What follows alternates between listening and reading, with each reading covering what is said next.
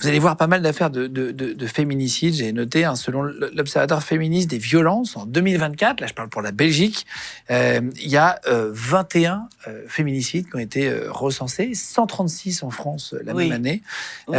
Vous avez c'est des meurtres de femmes. C'est un meurtre de femme, un féminicide, c'est un homme qui tue sa femme, souvent, ou sa maîtresse. Mais c'est la définition du féminicide en matière pénale est pratiquement impossible à donner. Il tue son beau-père en 1987. C'était une affaire extraordinaire, mais il faut absolument...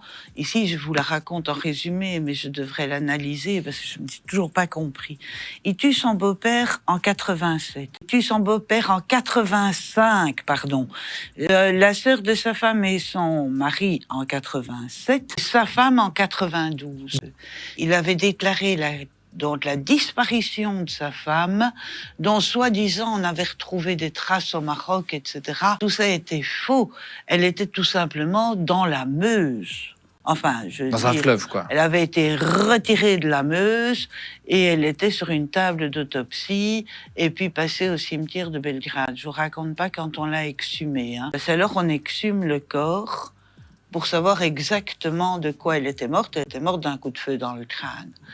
Et là, vous reconnaissez assez facilement, vous avez dont une balle qui pénètre dans le crâne fait un trou à bout portant, à bout touchant, vous le voyez aussi, mais fait un trou qui s'appelle le trou de Keyhole.